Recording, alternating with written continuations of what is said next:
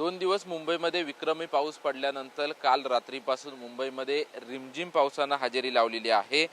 कालच्या 24 तासामध्ये जवळपास 220 मिमीहून अधिक पावसाची नोंद मुंबई शहर आणि मुंबई उपनगरामध्ये झाल्याचं चित्र आपल्याला पाहायला मिळालं आणि पहिल्या पावसातच मुंबईची तुंबई जी झालेली ते देखील चित्र सर्वांना पाहायला मिळालं।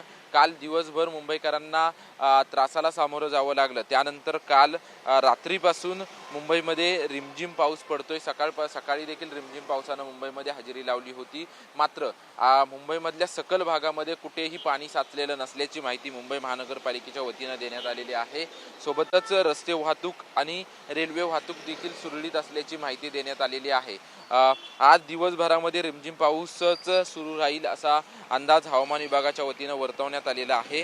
आणि काल आपण पाहिलं तर मोठ्या प्रमाणात पावसानं ठिकठिकाणी हजेरी लावली होती। त्याच्यामुळं झाडं पडण्याच्या दुर्घटना, फांद्या पडण्याच्या दुर्घटना, अशा प्रकारच्या दुर्घटना झाल्या होत्या। आणि विक्रमी पावसानं जून महिन्यामध्ये हजेरी लावल्यामुळे ठिकठिकाणी पाणी देखील साचल्याचं चित्र पाहायला मिळालं होतं। या पाण्याचा निचरा मुंबई महानगरपालिकेच्या वतीनं सुरू करण्यात आला होता आणि त्यानंतर पाण्याचा निचरा झाल्यानंतर काल दुपारपासूनच रिमझिम पाऊस मुंबईमध्ये पडतोय। रात्री देखील रिमझिम पाऊस पडतोय।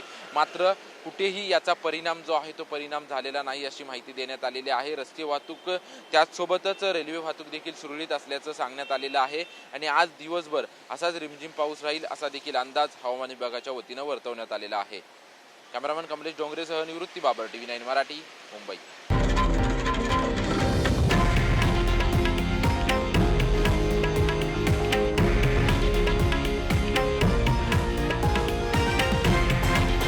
हे आहे देशातील नंबर 1 न्यूज नेटवर्क आणि आपण पाहत आहात TV9 मराठी, एकमेव।